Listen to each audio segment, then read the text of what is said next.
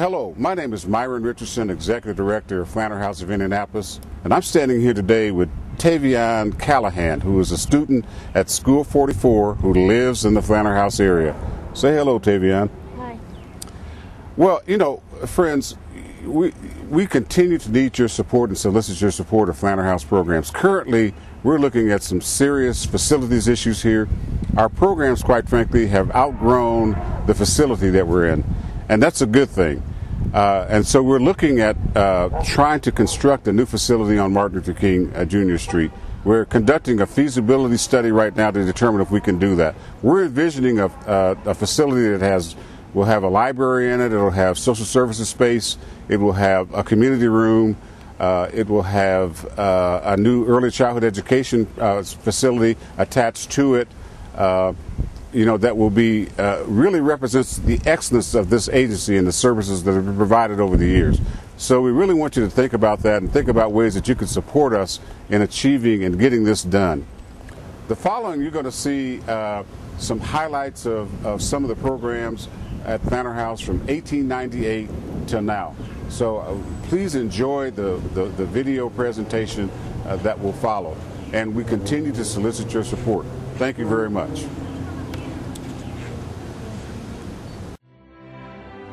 Flanner House, 113 years of community service. From its inception in 1898, Flanner House has been committed to helping the citizens of Indianapolis conceptualize, articulate, and ultimately enable them to make their dreams realities. For the past 113 years, Flanner House has been a leader in social innovation, education, and advocacy for many underserved families in the greater Indianapolis community. The early years.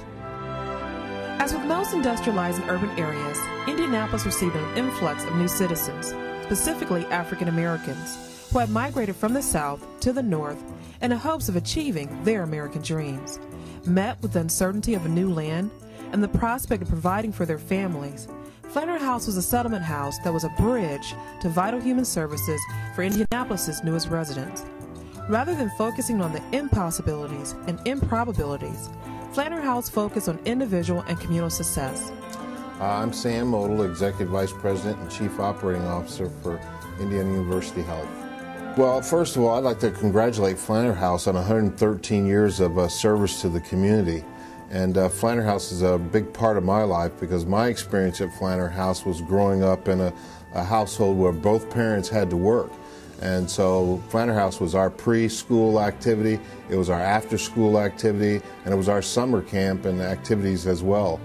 My parents could not have worked to get the resources we needed to take care of 5 kids in the family and also take care of us at home. And so Flanner House was a key part of our growing up and really our learning to be young men as we got older. A prototype for other Negro social service centers, they established a home for unmarried mothers and their children, a tuberculosis center, numerous industrial classes, vocational training, Boys and Girls Club, a day nursery, a Sunday school, and a music department. I could say I was born at Flanner House. I remember back to 3 years old when I was queen of the Guild. They sewed buttons with my picture on it. After that, I was raised in Flanner House. My mother cooked there. I raised my son in Flanner House. My first job in high school was at Flanner House. I started working in Flanner House at the age of 14. You know, I was married at Flanner House, so Flanner House has been one of my second home. Samuel and Viola Thompson, owner of Down Home Cooking, just a moment's walk from the Flanner House, reflect on the early years and their business on MLK Avenue. Years ago, the Flanner House that I went to was over on West 16th Street. And I was going when my kids was babies. I have 2 children, a set of twins. So you know that was double trouble with no money.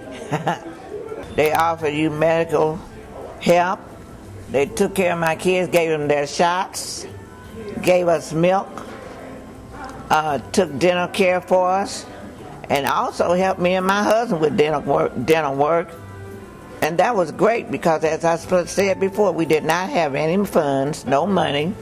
And I had a set of twins, double trouble. They gave us milk for my children, food for my children. It was a good program. A lot of blacks wouldn't have had the avenue of getting the health care and the different things they needed if the Flanner House wasn't a part of the community.